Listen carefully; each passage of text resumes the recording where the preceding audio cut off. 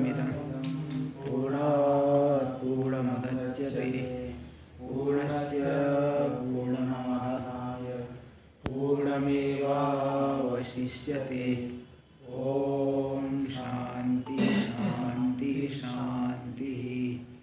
शंकरं शंकराचार्यं केशवं बादरायणं सूत्रभाष्य कृतौ वन्दे भगवन्तौ पुनः पुनः। ईश्वरो गुरुरात्मेति मूर्तिभेदविभागिने व्योमवद्व्याप्तदेहाय दक्षिणामूर्तये नमः। ओम शांति शांति शांति। तो यहाँ जो अच्छा ये जो आया था पंक्ति ना षष्ठ श्लोक में, चित छाया चित प्रतिबिंबम तस्य आवेश अनुप्रवेशस और ततो स्वरूपम, स्वरूप यानी आत्मा, स्वरूप मतलब आत्मा, स्वरूपम इति बुद्धि मतलब आत्मा ऐसी बुद्धि हो जाती है, आत्मा बुद्धि में आत्मा ऐसा ज्ञान हो जाता है। तो इसलिए तस्याम उस बुद्धि में यानी आत्मत्व बुद्धि से, जिसमें आत्मत्व बुद्धि हो रही, आत्मा के साथ तादात्म्य हो रहा है, ऐसी बुद्धि में भान होता है।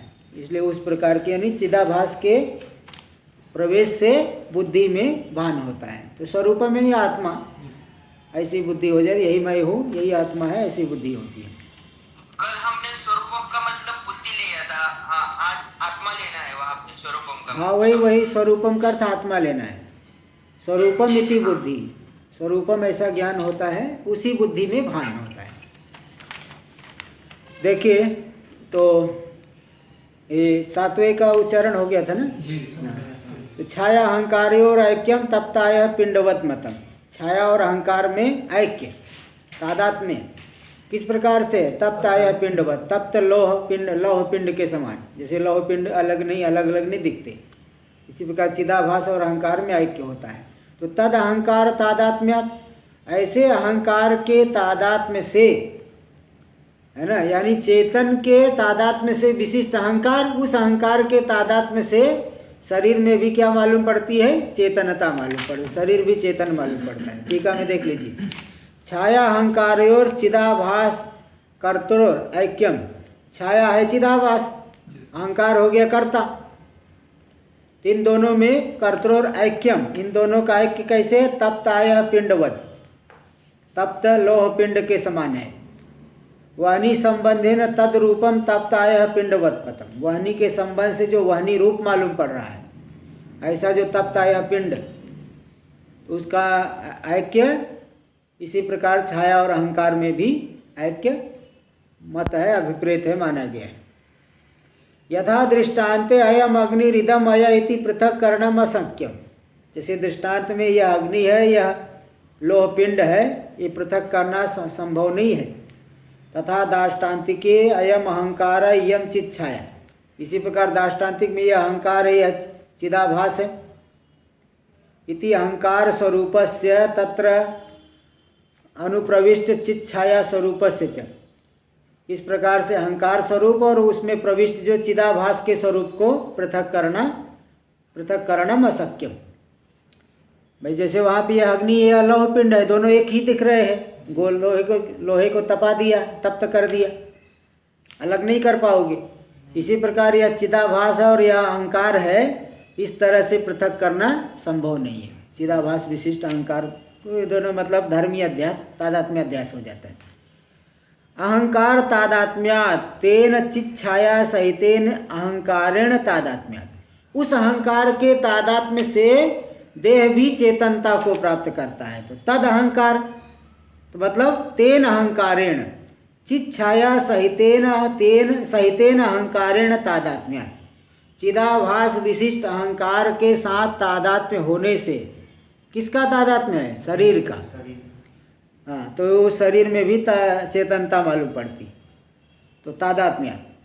देखिए इसका क्या है, तादात्म्य का क्या अर्थ है? तादात्म्य का विग्रह दे रहे। तादात्म्य में क्या विग्रह होता है? तद आत्मा यस्य शरीरस्य, तो तत् से लेना सो अहंकार आत्मा, और आत्मा का मतलब क्या है? आत्मा नाम स्वरूपम, स अहंकार आत्मा यानी स्वरूपम यस्य देहस्य, स देह तदात्मा। अहंकार जिसमें स्वरूप है, क्योंकि नाम यानी नाम का मतलब अर्थ है, नाम मतलब अर्थ, आत्मा ही नाम यानी प्रसिद्ध है, आत्मा यानी स्वरूप, तो वह अहंकार ही है आत्मा यानी स्वरूप जिस देह का, वह हाँ, तो वह देह हो गया क्या? तदात्मा। तस्य भाव है तादात्म्यम, संबंध, तादात्म्य आध्यासिक ऐक्य, अध्यास से दोनों में एकता मालूम पड़ रही है, भ्रांति से एकता मालूम पड़ रही है, यही तादात्म्य हो गया संबंध। तस्मात् उस तादात्म्य संबंध से, आध्यासिक ऐक्य से, भ्रांति से, देह स्थूल शरीरम स्वयं जड़ रूपम अपि, देह जो स्थूल शरीर है स्वयं जड़ है, जड़ होने पर भी चेतनताम, चेतनता को प्राप्त कर लेता है। चेतनता का क्या मतलब? चेतनम यानी ज्ञानम, और तस्य भाव है चेतनता, तस्य भावस तो तल प्रत्यय कर दिए तो चेतनता।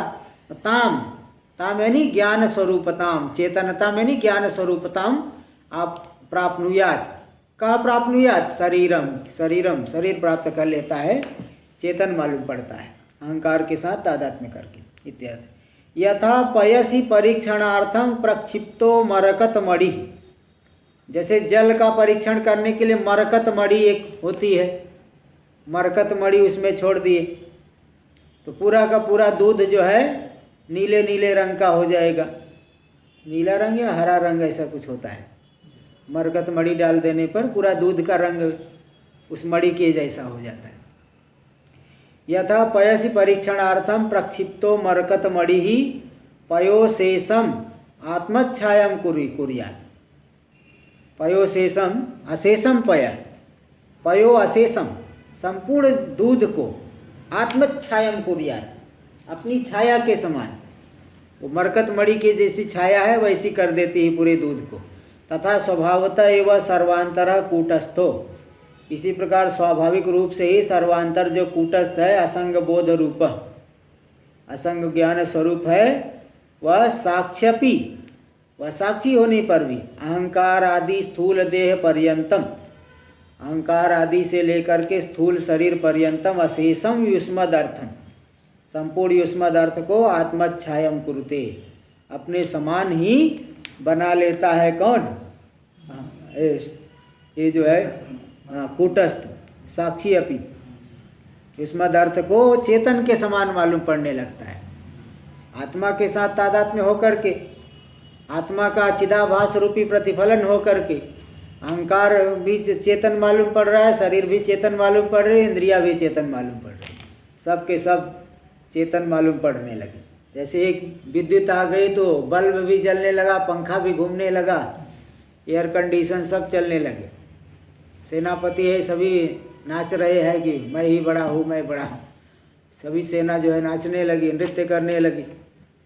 हाँ, सेनापति वही समाप्त हो गया, सबके होश उड़ गए। ऐसे ही यहाँ पे आत्मा है, आत्मा से ही सभी में चेतनता मालूम पड़ रही है, इति भाव ये हो गया। स्वामी जी, स्थूल शरीर जड़ है, सूक्ष्म शरीर किसमें रहेगा? सूक्ष्म शरीर स्थूल शरीर के साथ संबंध है ना। हाँ, जड़ है, वो भी जड़ है, सूक्ष्म शरीर भी जड़ है, अज्ञान भी जड़ है, लेकिन वो दोनों का संबंध जब तक बना हुआ है तब तक जीवन चल रहा है। दोनों के संबंध का वियोग हो गया तो मरण हो जाता है। सूक्ष्म शरीर निकल के चले गया, उत्क्रमण कर गया तो मरण हो जाता है। चलिए, ननु एवं अहंकार से चित छाया देहाभ्याम तादात्म्य सति, बोले जिस इस प्रकार से अहंकार का चिदाभास और शरीर के साथ तादात्म्य होने पर तो इंद्रियों के साथ भी तो तादात्म्य है। अहम पश्यामि, अहम शृणोमि इत्यादि अनुभव सिद्धत्वात्, अहम यानी अहंकार, चिदाभास विशिष्ट अहंकार, और पश्यामि देख रहा हूँ, मैं सुनता हूँ, मैं देखता हूँ इत्यादि अनुभव सिद्धत्वात्, ये सब भी तो अनुभव से सिद्ध है। इसलिए इंद्रियरपि तादात्म्यम अस्ति, अहंकार का चित छाया और देह के समान इंद्रियों से भी तादात्म्य है, देह से भी तादात्म्य हो जाएगा। इत्याशंक्य, ऐसी आशंका का उत्थापन करके यहाँ समाधान दे रहे हैं। इंद्रियाणाम स्व गोलक स्थानम अंतरेण स्व विषय ग्रहण सामर्थ्याभावात्। देखिए, जब तक इंद्रिय अपनी गोलक में स्थित नहीं होगी तब तक वो अपने विषय का ग्रहण करने में समर्थ नहीं होगी। इसलिए किसी की आँख फूट गई मतलब इंद्रिय शक्ति नहीं चली जाती, बल्कि ये जो गोलक है ना, ये गोलक ही नष्ट हो गया। आँख फूट गई, कोई लग गया, आँख फूट गई, गोलक ही नष्ट हो गया।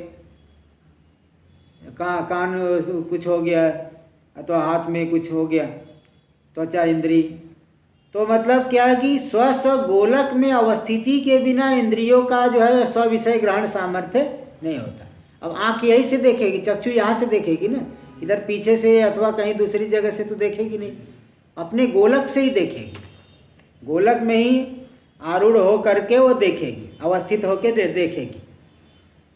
और गोलका नाम च स्थूल शरीरावयवत्वात्, और जितने भी गोलक है किसके अवयव है? स्थूल शरीर के अवयव है। इसलिए अवयवावयविनोर भेदाभावात्, अवयव और अवयवी में भेद नहीं होता। इसलिए इंद्रियों के लिए अलग से अहंकार के तादात्म्य की आवश्यकता नहीं है। अहंकार के तादात्म्य में उसका अलग से मानने की आवश्यकता नहीं, क्योंकि स्थूल शरीर के अवयव है गोलक, अवयव और अवयवी में कोई भेद नहीं होता। इसलिए मनुष्यो हम, ब्राह्मणो हम, गृहस्थो हम, कृष्ण केशो हम इत्यादि।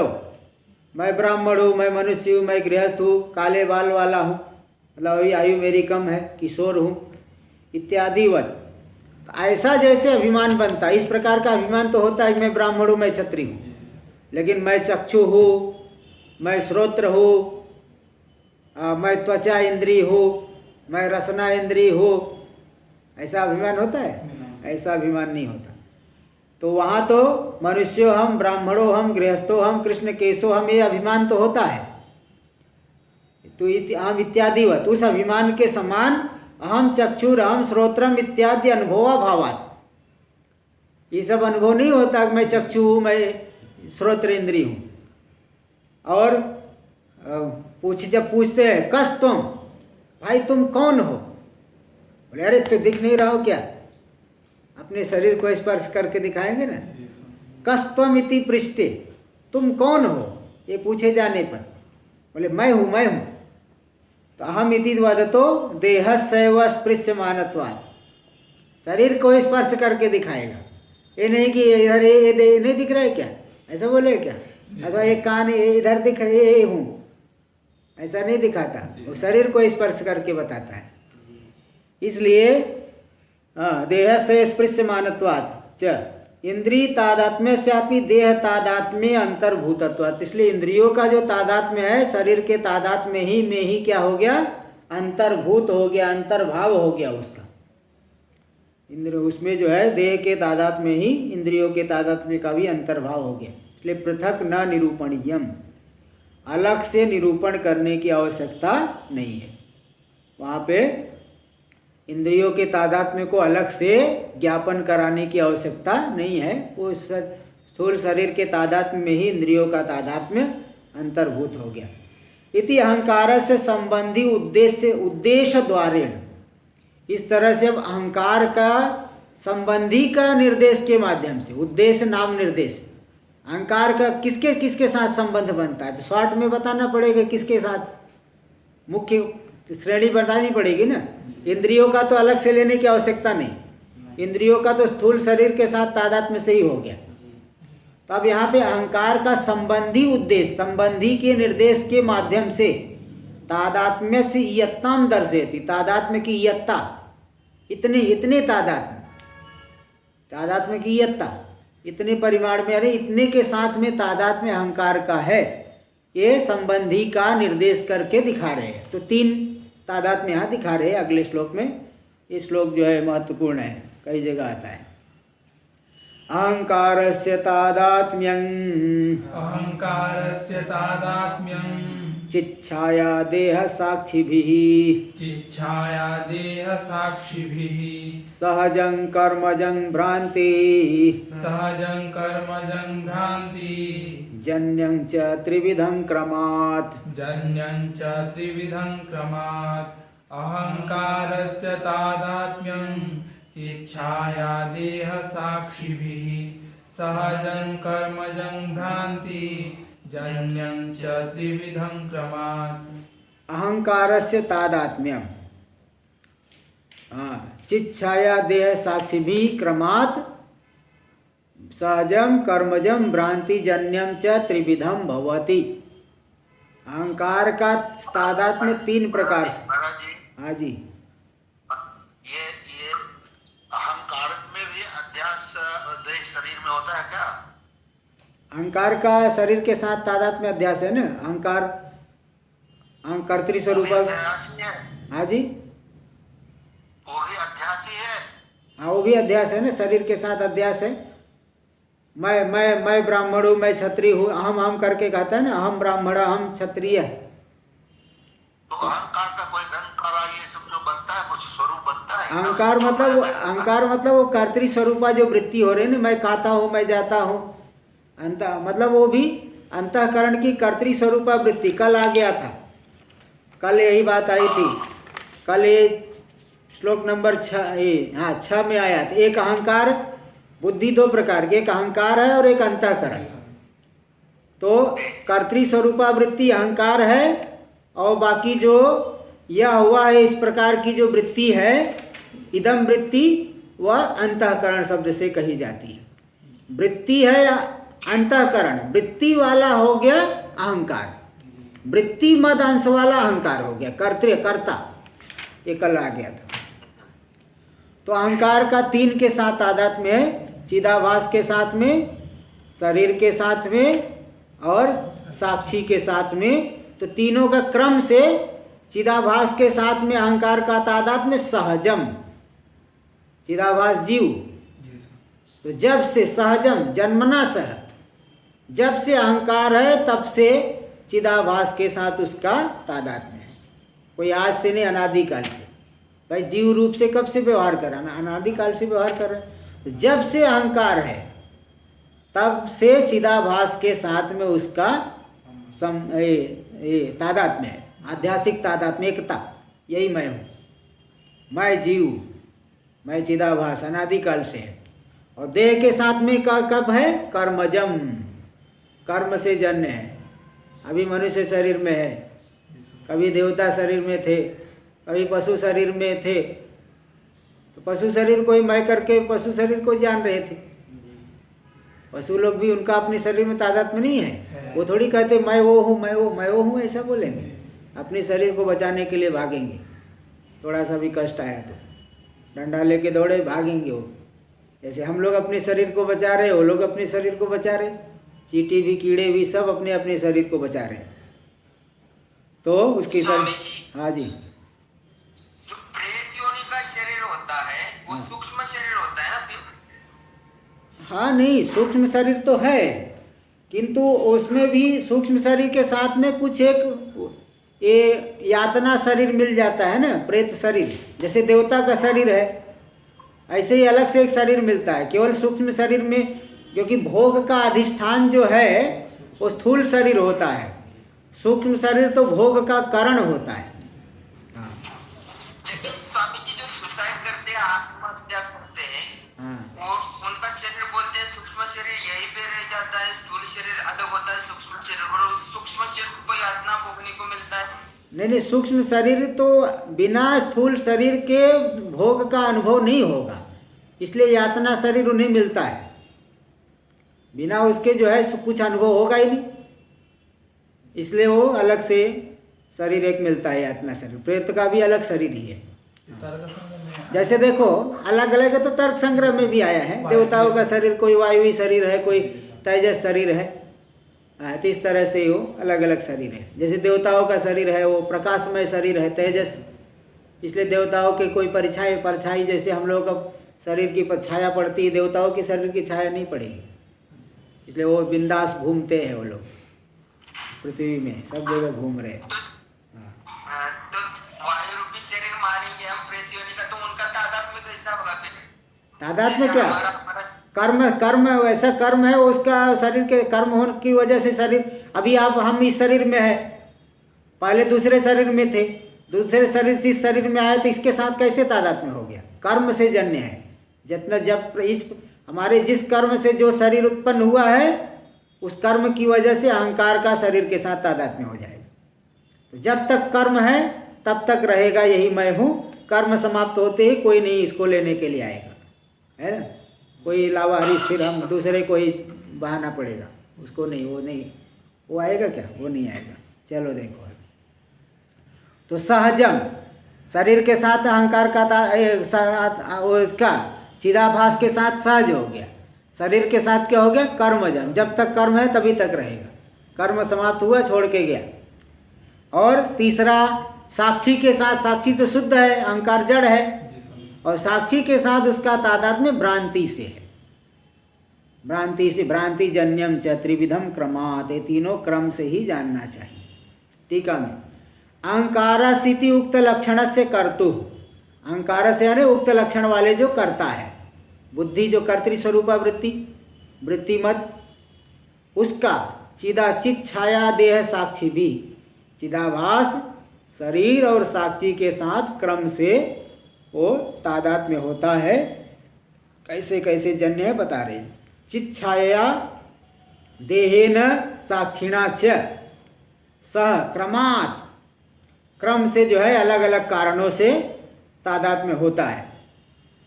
इस तरह से क्रमात् संबंधी उद्देश्य क्रमेण, संबंधी के उद्देश्य यानी निर्देश के क्रम से, त्रिविधम यानी त्रिप्रकारम तादात्म्यम संबंध, तीन प्रकार का उनका संबंध है, तादात्म्य है, अलग अलग का अलग अलग तादात्म्य है। तेषाम तादात्म्या नाम सदर्थानी नामानि कल्पयति,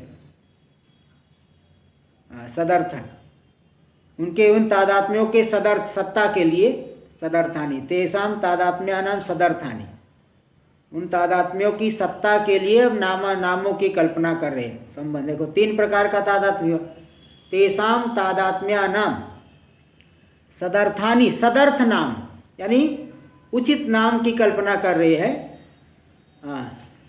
सहजम, पहले तो देखिए सदर्थानी नामानी, वही सदर्थ नाम है, सदर्थ अर्थ के उचित अर्थ के योग्य है ऐसा नाम, मतलब उचित उनका जिस प्रकार का तादात्म्य है वैसा नाम यहाँ पे कल्पना कर रहे। सहजम चित छाया अहंकारोर यत् तादात्म्यम तत्संबंधिनोर उभयोर अपि उत्पत्ति काले सहे हो जायते। चिदाभास और अहंकार का तादात्म्य सहज है, सहज मतलब जन्म नहीं वसा, दोनों संबंधी की उत्पत्ति काल में ही जाते हैं, उत्पन्न हो जाते हैं। दोनों काल की दोनों के उत्पत्ति काल में साथ में उत्पन्न होते हैं। जैसे अहंकार की उत्पत्ति हुई, उसका जो है तादात्म्य की भी उत्पत्ति हो गई जीव के साथ में। जब से जीव है, कब से? अनादिकाल से है, तभी से अनादिकाल से ही इनका तादात्म्य है दोनों का, इसलिए सहजम इति उच्यते, सहज इनके तादात्म्य को कहा जाता है। कर्मजम, स्वामी जी सदर्थानी में यथाक्रम लेना है क्या? सदर्थानी का मतलब यथाक्रम, चिदाभास देह और ये, अरे क्रम पहले ही आ गया ना, सदर्थानी। हाँ, सदर्थानी मतलब तादात्म्य नाम, सदर्थानी नामानी मतलब सन अर्थो एसाम तादात्म्या नाम। हाँ, तो सन अर्थ मतलब उचित अर्थ, ठीक जैसा जैसा है वैसा अर्थ, यौगिक जैसे बोलते हैं ना सदर्थ, अर्थम अन्वर्थ नाम, अन्वर्थ संज्ञा होती है। इसी प्रकार से सदर्थ नाम व उचित अर्थ वाले नाम की कल्पना कर रहे हैं। चलिए देखिए, क्रम तो पहले दे दिए, उद्देश्य क्रमेण त्रिविधम तादात्म्यम ऊपर दे दिए संबंध। देखिए आगे, ते हो गया। इति सहजम इति उच्यते। कर्मजम, कर्मजम का क्या मतलब? उक्त लक्षणा अहंकार से देह से च यत् तादात्म्यम, ऊपर कहे गए अहंकार और देह का जो तादात्म्य है, तद अन्वय व्यतिरेकाभ्याम, वह अन्वय और व्यतिरेक के द्वारा जागृत भोगप्रद कर्मणैव जायते। जागृत काल में जो भोग देने वाले कर्म है उस कर्म से ही अहंकार का इस शरीर में तादात्म्य होता है। स्वप्नावस्था में भी ये शरीर तो रहता नहीं, दूसरा शरीर हो जाता है। गाढ़ी निद्रा में तो कोई शरीर का भान नहीं है। इसलिए जागृत काल के जो भोग देने वाले कर्म, उन्हीं कर्मों से अहंकार का इस स्थूल शरीर के साथ में तादात्म्य है। जायति कर्मजम इति उच्यते। भ्रांति जन्यम यानी अधिष्ठान याथात्म्य ज्ञानम भ्रांति शब्देन उच्यते। साक्षी के साथ में अधिष्ठान के अज्ञान से तादात्म्य मालूम पड़ रहा है, तो भ्रांति शब्द से अधिष्ठान के याथात्म्य का अज्ञान कहा जा रहा है।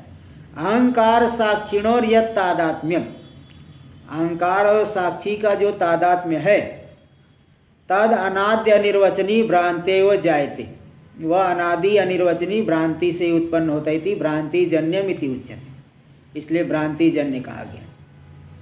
तादात्म्य त्रय समुच्चय समुच्चयार्थस च शब्द, तीनों तादात्म्यों का समुच्चय करने के लिए च आ गया। भ्रांति जन्यम च, ये तीन प्रकार का ही तादात्म्य है, तो बाकी सब उसी में अंतर्भूत हो जाएंगे। जैसे बता दें, इंद्रिय का तादात्म्य तो स्थूल शरीर के साथ तादात्म्य में ही अंतर्भूत हो गया। ये तीन आगे आगे तादात्म्य समुच्चयार्थ च शब्द। अत्रायम प्रयोग, यहाँ पे अनुमान प्रयोग हो गया। अनुमान दिखा रहे हैं। अहंकार साक्षिणोस तादात्म्यम अधिष्ठान याथात्म्या ज्ञान जन्यम। अहंकार और साक्षी का तादात्म्य कैसे जन्य है? अधिष्ठान के याथात्म्य के अज्ञान से जन्य है। क्यों? क्योंकि अधिष्ठान याथात्म्य ज्ञानापनोद्यत्वात्, अधिष्ठान का यथार्थ ज्ञान हो गया तो ये तादात्म्य हटेगा कि नहीं? अहंकार बाधित हो जाएगा तो तादात्म्य क्या रहेगा? यद यद अधिष्ठान तादात्म्य याथात्म्य ज्ञानापनोद्यम तद तद अधिष्ठान याथात्म्य अज्ञान जन्यम। देखो अन्वय व्याप्ति दे दी। यद यद अधिष्ठान याथात्म्य ज्ञानापनोद्यम तद तद अधिष्ठान याथात्म्य ज्ञान याथात्म्या ज्ञान जन्यम। जैसे देखो सर्प किसके अधिष्ठान के याथात्म्य ज्ञान से, किस अधिष्ठान के याथात्म्य ज्ञान से हटेगा? रज्जु, रज्जु रूपी अधिष्ठान के याथात्म्य ज्ञान से सर्प का अपनोदन होगा, बाध होगा। इसलिए वह सर्प किसके अधिष्ठान, किस अधिष्ठान या याथात्म्य अज्ञान से जन्य है? रज्जु रूपी अधिष्ठान के याथात्म्य के अज्ञान से जन्य है। इसी प्रकार तो ये देखे रज्जु सर्प आदि में देखा गया। इसी प्रकार यह आत्म रूपी अधिष्ठान याथात्म्य के अज्ञान से बाधित होता है, अज्ञान से बाधित होता है, अधिष्ठान याथात्म्य ज्ञान से बाधित होता है। इसलिए आत्मा के अज्ञान से ही जन्य है ये, इसलिए भ्रांति से जन्य है। अज्ञान मतलब यहाँ पे भ्रांति जन्य का मतलब होता है अज्ञान, इसलिए भ्रांति का अर्थ अज्ञान कर दिया। वहाँ देखो भ्रांति जन्यम अधिष्ठान याथात्म्य ज्ञानम, भ्रांति से जन्य जो अधिष्ठान याथात्म्य अज्ञान, यही भ्रांति शब्देन उच्यते। भ्रांति जन्यम, भ्रांति से जन्य जो अधिष्ठान याथात्म्य ज्ञान, भ्रांति हो गई तो अधिष्ठान के याथात्म्य का ज्ञान नहीं हो रहा है, वो अज्ञान ही भ्रांति शब्द से यहाँ कहा गया है। तो इस तरह से तो यह उदय यथा रज्जु सर्पादीनम तादात्म्य तथा च इदम अधिष्ठान याथात्म्य ज्ञानापनोद्यम, यह अहंकार और साक्षी का तादात्म्य अधिष्ठान के याथात्म्य ज्ञान के द्वारा बाधित होता है। तस्माद अधिष्ठान याथात्म्या ज्ञान जन्यमेव, इस तरह से अधिष्ठान, इसलिए आपको साध्य हेतु हो गया तो साध्य मानना पड़ेगा। अधिष्ठान के याथात्म्य ज्ञान से जन्य ही है, याथात्म्य ज्ञान से, याथात्म्य ज्ञान से जन्य है। इति भाव इति एवं अहंकारस्य, इस तरह से तीन प्रकार का ही तादात्म्य है। चित छाया देह साक्षी भी संबंधी उद्देश्य क्रमेण एवं, संबंधी के निर्देश के क्रम से ही उक्त लक्षणम त्रिविधम तादात्म्यम अस्ति, उक्त लक्षण वाले तीन तादात्म्य सहजम कर्मजम भ्रांतिजन्यम, भ्रांतिजन्यम का अर्थ ज्ञानजन्यम, ये तीन प्रकार का तादात्म्य अहंकार का है, वो क्रम से दिखा दिए चित छाया देह और साक्षी के साथ। इति शेष ते हो गया। तो कुल मिलाकर के तादात्म्य कितना है, अहंकार का कितना तादात्म्य है तो बता दिए। अब एक अन्य कुछ शंका है। ननु तरी ऊर्ध्व मूल मध शाखा मस्वत्थं प्राहुरव्ययम्, एवं अनादिर अनंतो नैसर्गिको यम इति च श्री भगवद भाष्यकाराभ्याम उक्तत्वात्। देखो ये गीता में 15वें अध्याय में ऊर्ध्व मूलम अधः शाखा। ऊर्ध्व का क्या अर्थ है? ऊर्ध्व ऊपर, ऊर्ध्व यानी ईश्वर, ऊर्ध्व यानी उत्कृष्ट जो ईश्वर है, जो इस जगत का मूल है। ऊर्ध्व का अर्थ उल्टा पेड़ नहीं कर देना, उल्टा वृक्ष दिखाए और रूपक दे करके वो ठीक नहीं है। ऊर्ध्व मतलब ईश्वर, ऊर्ध्व का सीधा सीधा अर्थ लीजिए ईश्वर। वहाँ पे भी ईश्वर लिखे तो है लेकिन वृक्ष को उल्टा कर दिए, वृक्ष को उल्टा, ऊपर लिखेंगे ईश्वर, तो क्या जरूरत क्या है? ऊर्ध्व यानी ईश्वर, ऊर्ध्वम यानी ईश्वर, ईश्वर जिसका मूल है वही ईश्वर शुद्ध सच्चिदानंद परमात्मा माया विशिष्ट होकर के जगत का कारण बन रहे हैं। ऊर्ध्वमूल, ऊर्ध्वम मूलम यस्य वृक्षस्य, स वृक्ष ऊर्ध्वमूलः तम ऊर्ध्वमूलम आहुहु प्राहु। हाँ, विद्वान लोग इसको ऊर्ध्वमूल यानी परमात्मा रूपी मूल वाला इस जगत को मानते हैं। यानी इस जगत का मूल कौन है? परमात्मा।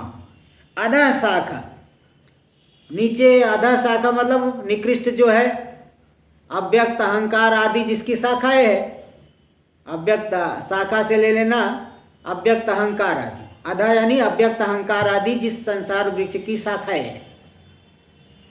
जैसे शाखाओं के माध्यम से वृक्ष जो है विस्तार को प्राप्त करेगा, तो पहले यही माया के माध्यम से अव्यक्त अहंकार आदि ये सब बढ़ते बढ़ते फिर 5 भूत, अव्यक्त अहंकार, पंचभूत, फिर इस तरह से बनाए ना। तो इसलिए आधा यानी अहंकार, अहंकार आदि ये सब जिसके नीचे की शाखा है। ऐसा जो ये अश्वत्थ का वृक्ष है, अश्वत्थ क्यों कह दिए? न शोपी तिष्ठति इति अश्वत्थ, कल रहेगा कि नहीं रहेगा कोई भरोसा नहीं, ये क्षणिक है ना। जैसे पीपल का वृक्ष ज़्यादा, उसका पत्ते हमेशा हिलते रहते हैं, दूसरे वृक्ष के पत्ते उतने नहीं हिलते, लेकिन पीपल अश्वत्थ का वृक्ष उसका पत्ता हमेशा हिलते रहेगा।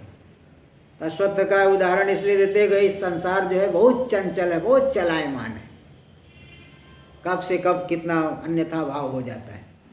तो अश्वत्थ को अश्वत्थ कहते हैं। इस अव्ययम, अव्ययम प्राव, अव्यय कहते, बिना ज्ञान के नष्ट नहीं होता, बिना ज्ञान के नष्ट नहीं होने वाला है। एवं अनादिर अनंतो नैसर्गिको यम, या इसी प्रकार अध्यास भाष्य में भी भगवान भाष्यकार ने कह दिया, अध्यास कब से है? अनादि काल से, और कब तक है? अनंत। अनंत मतलब ज्ञान के बिना अंत नहीं हो सकता, इसलिए अनंत कहते हैं। नैसर्गिक को, नैसर्गिक स्वाभाविक रूप से, स्वाभाविक अविद्या से आविद्यक है। नैसर्गिको यम इति च श्री भगवद भाष्यकाराभ्याम उक्तत्वात्। श्री भगवान ने गीता में कह दिया और भाष्यकार भगवान ने अध्यास भाष्य में कहा। भगवान ने श्री भगवान और भाष्यकार, श्री भगवान ने गीता में कह दिया और भगवान भाष्यकार भगवान ने अध्यास भाष्य में कह दिया उक्तत्वात्। इसलिए अहंकार साक्षिणो तादात्म्य से निवृत्ति नास्ति, तो हाँ, तो उन्होंने अनादि अनंत कह दिया न, और गीता में अव्ययम कह दिया, तब तो अहंकार का तादात, अहंकार और साक्षी के तादात में कभी हटेगा नहीं हट पाएगा। अतएव नास्ति, अतएव निशेष दुखोच्छित्ति निरतिशयानंदा वाप्ति लक्षण मोक्षोपि आशा मात्र। और जब अहंकार का साक्षी के साथ तादात में हटेगा ही नहीं, तो निरतिशय आनंद की प्राप्ति और निशेष दुख की उच्छित्ति, आत्यंतिक दुख की निवृत्ति और परमानंद की अवाप्ति रूपी मोक्ष, या तो आशा मात्र, आशा मोदक है ना। जैसे बैठे बैठे भूख लगी हो, खूब हलवा पूड़ी आ रही है, ऐसे बैठे बैठे तो आशा मोदक, जैसे उससे कुछ लाभ नहीं होता है, ऐसे ये भी आशा मात्र ही है मुक्ति, क्योंकि अहंकार और साक्षी के तादात्म्य की निवृत्ति होगी नहीं, क्योंकि भगवान ने भी कह दिया है गीता में, भाष्यकार भगवान ने भी अध्यास भाष्य में अनंत कह दिया, वहाँ अव्यय कह दिए, तो निवृत्ति ही नहीं होगी। इत्याशंक्य, ऐसी आशंका को उत्थापन करके सिद्धांती बता रहे कि नहीं, ब्रह्मात्म ज्ञान पर्यंतम इव भ्रांति जन्य तादात्म्य से अविनाशित्वेन। अव्यय है, अविनाशी है, मतलब जब तक ज्ञान नहीं हो जाता तब तक अविनाशी है। अनंत मतलब बिना ज्ञान के अंत नहीं, इसलिए अनंत कार्य। इसलिए ब्रह्मात्म ज्ञान पर्यंतम एवं भ्रांति जन्य तादात्म्य से अविनाशित्व, भ्रांति जन्य तादात्म्य में अविनाशित्व, उसका विनाश नहीं होगा। कब तक विनाश नहीं होगा? जब तक ब्रह्मात्म ज्ञान नहीं हो जाता, आत्म ब्रह्म ज्ञान नहीं हो जाता तब तक। इसलिए ताभ्याम विवक्षितत्व, ताभ्याम यानी गीता भाष्यकार उक्तिभ्याम, ताभ्याम यानी भगवान भगवत श्री भगवत भाष्यकाराभ्याम, यही विवक्षित है कि ब्रह्म ज्ञान के बिना उसकी निवृत्ति नहीं होगी। इसलिए ऐसा नहीं समझना कभी नष्ट ही नहीं होगा। अन्यथा स्ववाक्य विरोधात, नहीं तो स्वयं उनके वाक्य के द्वारा, जो ज्ञान के द्वारा वासुदेव सर्वमिति बहुनाम जन्मना बनते ज्ञानवान माम प्रपद्यते, वो कह रहे हैं। और यहाँ भाष्यकार भगवान भी जगह जगह यही मुक्ति का कथन कर रहे हैं कि जो है पठन्तु शास्त्राणि वदन्तु यजन्तु देवा कुर्वन्तु कर्माणि भजन्तु देवता आत्मैक्य बोधेन बिना विमुक्तिर न सिद्धति ब्रह्म शतांतरेपि। खूब शास्त्र पढ़ लो, देवताओं का यजन कर लो, कर्म करो, भजन करो, भक्ति करो, लेकिन बिना ज्ञान के मुक्ति नहीं होगी। अगर मुक्ति होती ही नहीं तो ये सब बेकार हो, उनका स्ववाक्य के साथ विरोध होगा ना। इसलिए सर्वेषाम अपि मोक्ष शास्त्राणाम अप्रामाण्य प्रसंगाच्य, ऐसा मानोगे तो जितने भी मोक्ष प्रतिपादक शास्त्र है सब के सब अप्रामाणिक हो जाएंगे। मुमुक्षूणाम अपि सर्वेषाम मोक्ष विषय श्रवणादि प्रवृत्ति अभावाच्य, और जब किसी को कुछ फल मिलेगा ही नहीं, मुक्ति की आशा ही नहीं रहेगी, तो कोई भी ये पढ़ेगा मुमुक्षु आदि, सब सांसारिक प्रवृत्ति धुआंधार चलेगी। कोई जो है शांति की बात नहीं, शांति सम दम ये सब बात, ये सब तो दूर से ही बात नहीं। बोले इससे क्या मिलने वाला है, ये तो कुछ नहीं मिलेगा। जैसे अभी तक तो ये बोल रहे हैं कि संसार में कोई सार नहीं है, तब क्या बोलेंगे सम दम उपरति में कोई सार नहीं है, क्योंकि मुक्ति मिलेगी ही नहीं। इसलिए वो ऐसा नहीं कर सकते। मोक्ष विषय श्रवणादि प्रवृत्ति भावाच्य कर्मजन्य तादात्म्य निवृत्तेस्य प्रतिदिनम सुसुप्तौ अनुभूतत्वाच्य। और कर्म से जन्य तादात्म्य की निवृत्ति, बोले कर्म से ही तादात्म्य हट जाएगा। बोले कर्म से तो प्रतिदिन सुसुप्ति में देख रहे हैं, सुसुप्ति में कोई तादात्म्य नहीं है। अगर कर्मजन्य तादात्म्य की निवृत्ति को मुक्ति मानोगे तब तो सुसुप्ति में ही मुक्त हो जाएंगे। उसके लिए तो फिर शास्त्र अध्ययन और साधना करने की आवश्यकता ही नहीं, निद्रा में जाते ही मुक्त हो गए। सहज तादात्म्यातिरिक्तयोरपि तादात्म्यो, सहज तादात्म्य से जो बाकी दो तादात्म्य है, यानी चिदाभास के का तादात्म्य, चिदाभास का अहंकार के साथ जो तादात्म्य उसको छोड़ करके बाकी जो शरीर और साक्षी के साथ तादात्म्य है, ये दोनों तादात्म्य भी स्व कारण नाश द्वारा निवृत्ति रस्ती है। स्व कारण के नाश के द्वारा उनकी निवृत्ति होती है। सहज तादात्म्य से तो सहजत्वादेव निवृत्तिर नास्ति, सहज तादात्म्य की तो सहज होने से उसकी निवृत्ति नहीं होगी। इसको इत्याह, इसको दिखा रहे श्लोक नंबर 9 में। सहज तादात्म्य को छोड़ करके बाकी दोनों तादात्म्य के कारण के नाश के द्वारा, कारण जो दे दिए। हाँ हाँ जी बोलिए। ये कह रहा था कि अगर जो अपना साक्षी स्वयं न दृश्य है, न अपूर्ण है, न पक्षित, और ये साक्षी पूर्ण होते हुए भी अपूर्ण अहंकार से तादात्म्य करके अपने को अपूर्ण क्यों मानता है? वो तो अनादिकाल से मतलब है कि अज्ञान की वजह से है ना। जैसे कोई ब्राह्मण है और नशे में अपने आप को शूद्र माने तो कैसे मान लेता है, तो इसी तरह से ऐसा। हाँ जी, तो सहजता, ये सहज जो बन जाता है, हाँ ये कैसे सहज बन जाता है? सहज मतलब क्या कि ये तो अनादिकाल से है ना भाई। अनादिकाल से अज्ञान कोई आज से तो है नहीं, अनादिकाल से अज्ञान है। अज्ञान कोई ऐसा संसार कोई आज से नहीं है, संसार कोई बीच में उत्पन्न हो गया ऐसा नहीं कह सकते। इसलिए हाँ यही देखिए अगला श्लोक 9 नंबर। संबंधिनो सतोर्नास्ति संबंधिनो सतोर्नास्ति निवृत्ति सहजस्य तु निवृत्तिः सहजस्य तु कर्मक्षयात् प्रबोधाच्च कर्मक्षयात् प्रबोधाच्च निवर्तेते क्रमादुभे निवर्तेते क्रमादुभे संबंधिनो सतोर्नास्ति निवृत्तिः सहजस्य तु कर्मक्षयात् प्रबोधाच्च निवर्तेते क्रमादुभे। देखिए, जो दोनों संबंधी के होने पर इनके तादात्म्य की निवृत्ति तो होगी नहीं। भाई अहंकार और जो जीव है, तो अहंकार भी बना रहे और जीव भी बना रहे और इनके तादात्म्य की निवृत्ति हो जाए, ऐसा तो नहीं होता है ना। इसलिए देखो, संबंधी के होते हुए सहज तादात्म्य की निवृत्ति नहीं है। एक संबंधी जब बाधित हो गया, अहंकार बाधित हो गया, जीव भाव बाधित हो गया, तो उससे तो निवृत्ति हो जाएगी। अब दोनों है ही नहीं तो तादात्म्य में क्या कहोगे। इसलिए जब तक ये दोनों रह रहे अहंकार और जीव चिदाभास, तब तक इनके तादात्म्य की निवृत्ति नहीं होगी। इसलिए इन दोनों के तादात्म्य की निवृत्ति नहीं होती। भले संबंधी हट गए तो फिर तादात्म्य हट ही जाएगा, लेकिन ये संबंधी के होते हुए इन दोनों की निवृत्ति तो इस सहज तादात्म्य की निवृत्ति नहीं होती। और बाकी दोनों तादात्म्य की निवृत्ति होती है। कर्मक्षयात् प्रबोधाच्च, कर्म क्षीण हो गया, गहरी निद्रा में चले गए, स्थूल शरीर के साथ तादात्म्य है क्या? नहीं है। और पूरा हमेशा के लिए नष्ट हो गया तो भी तादात्म्य स्थूल शरीर का रोग तो प्रतिदिन सुसुप्ति में अनुभव है। और इसका जो साक्षी के साथ तादात्म्य भ्रांति से, भ्रांति हट गई तो, अज्ञान हट गया तो वो तादात्म्य हट जाता है। इसलिए अहंकार अलग, जीव भाव विवादित, जीव भाव रहेगा ही नहीं।